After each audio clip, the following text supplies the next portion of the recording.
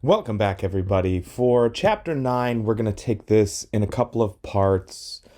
Chapter 9 is essentially like a superset of what to do to protect yourself online and from being online.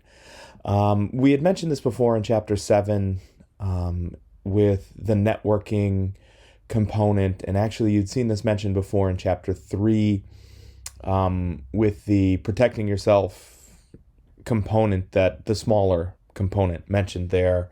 But it's worth noting again that any device that has access to the internet, even if you have never actually connected it to the internet, is exposed to all the nasty stuff, frankly, that people put out there on the internet to infect you. You don't actually have to go, you don't have to go to Google. You don't have to go to RVC or rvceagle.instructure.com. You don't have to go to anything. Simply the act of being connected to a network exposes you to risk. This, and I believe this is on page 340 in your book, I just wanted to start here with this gross overestimation of just how vulnerable and how quickly everything can spread on your computers. Is it true that step one, somebody creates a virus? Yes. Is it true that step two is that virus going to a server? Yeah, absolutely. So step two listed here is an initial infection some place. Now, this initial infection most probably is not you. It has initiated someplace else on the web, and then it starts to spread. The reason these are called viruses is because if you think about the way a regular, like a cold virus, spreads, it's really similar here. Is these computers are in contact with each other because they are on the same network. Just like you get exposed to, the flu when you go to the same area, it works the same here. Now, you take your infection and you go, someplace else. You go to the mall. Okay, now you've infected the mall. Okay, now you take your infection and you go to the airport. You've infected the people at the airport. Now you take that infection and you go to a cruise ship, because that's kind of how it seems like it always works.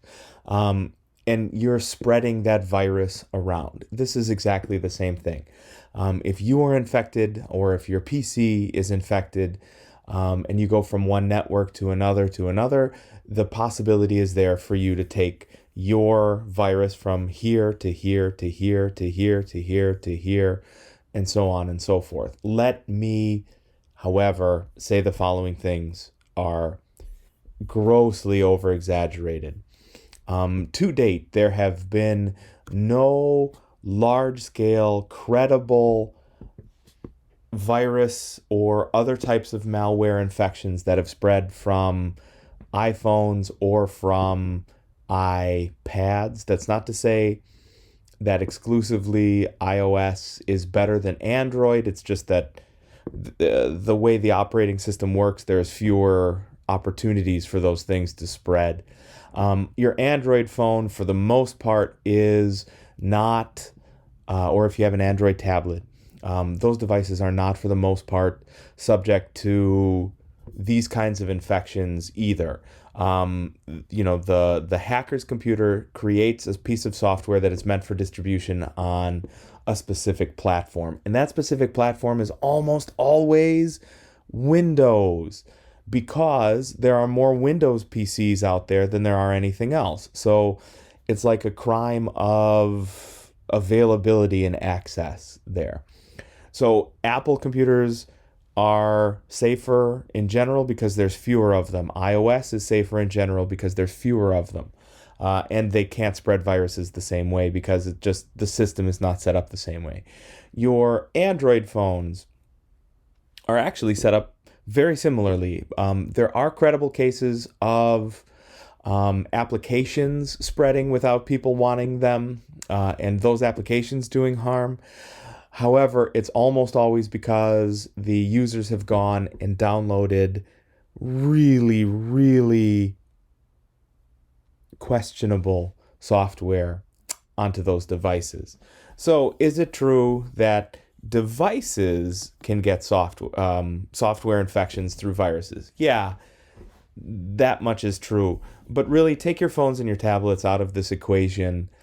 And for the most part, the huge supermajority of all viruses that have ever been spread are from server to server and from Windows node to Windows node. I just wanted to spend a moment or two here with the kinds of viruses. This is on page 342, and really their descriptions are here on 341, but it's worth mentioning here. A boot sector virus, which you can see right here, that's why we have a picture of a boot. Boot sector viruses execute when a computer starts up. So before Windows or before Mac OS even has an opportunity to get running, the boot sector virus is doing something to your computer. These are not the most common. They are among the most destructive, however, because they're very, very hard to detect. A logic bomb is a virus that waits for certain conditions to be met. So it waits for you to go, to an open Wi-Fi network. It waits for you to go to a public Wi-Fi network. It waits for other nodes to be on your system. So like if you have a shared folder, a logic bomb can sit and wait until somebody tries to access your shared folder, and then it can go through and actively infect other people. Worms are the worst types of viruses because they don't actually need you, the user, to do anything. A worm is a piece of software that can activate by itself. It can infect other machines by itself. Those machines can then actively infect other machines by themselves. Worms, more so than viruses, of other types. Worms are the type that really expand quickly and have the greatest reach in their ability to infect. A macro virus or a script type virus is usually something that you are going to download and execute on by accident. So it's going to look like an email. So this email virus here usually has an attachment, and that attachment is usually this. So email viruses and script viruses essentially they're two parts of the same thing. They're part one, you get an email sent to you, and part two, you have to actually run the file that was in there. Actually, running the file can be as innocuous as opening an email attachment. Usually that email attachment is a Word document. That email attachment is an Excel spreadsheet. That email attachment is a PDF, or that email attachment is an image. So the best practice here in the text about phishing and farming, which we'll get to in another one of these videos, that helps you stay safe from those kinds of things. As a matter of fact, the only credible Mac and the only credible iOS viruses that have really actually spread any place are because of exactly this. People opening an email that they shouldn't have opened from somebody and running a piece of software in that email that they never should have run. These are all the rage now, is what's known as an encryption virus. These things can hold hospitals hostage. They can hold cities hostage, like municipalities hostage. And they can hold your Windows, frankly, PCs hostage. What happens is it's what's known as ransomware.